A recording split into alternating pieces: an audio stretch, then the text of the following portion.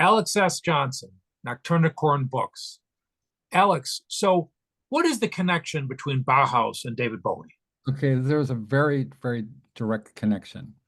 In 1982, the director Tony Scott, who also made Top Gun and is the brother of Ridley Scott, um, was handed the reins for a film called The Hunger, which is based on the Whitley Strieber novel. And he, in looking for somebody to portray the main characters, he immediately saw uh, Catherine Deneuve, the Ice Queen of French cinema, Susan Sarandon, from best known for Rocky Horror Picture Show, and of course David Bowie as these iconic presences he wanted. He was out and he was at this club, I believe it was London, and he saw this band that was up and coming. They were they weren't really that well known at the time, called Bauhaus.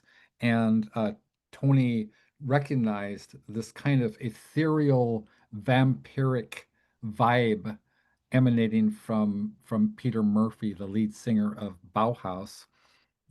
One of their most iconic songs, Bela Lugosi's Dead, is about a vampire. The idea is that what if Bela Lugosi, the Hungarian actor who played Dracula in the 1931 Todd Browning, adaptation of Dracula, was actually a vampire. And so it's kind of tongue in cheek. It's kind of a little bit absurdist, and it's also a very serious song. And so uh, everything came together.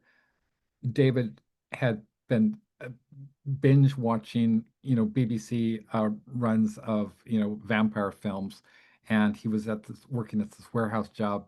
Long story short, he he came up with instantaneously came up with the lyrics for Bela Lugosi's Dead, bicycled home, got on the phone with his mates, Peter Murphy, his brother Kevin Haskins, their guitarist David uh, Gaston Ash. They recorded it within 2 days in one take, and it became one of the most influential songs in pop music history, rock and roll history.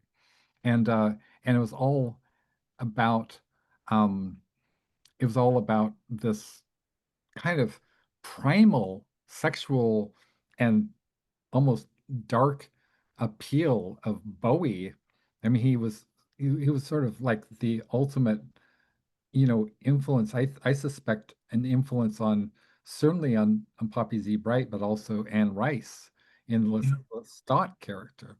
So that's the connection between Bauhaus also was very famous for doing their cover version of Ziggy Stardust, which had and the video had Peter Murphy in a cage for some crazy reason, which Tony Scott, the director of The Hunger, saw that and he thought that would be amazing to put that in The Hunger as well. Yeah. In the opening credits, the very, very legendary, it still gives me chills, right?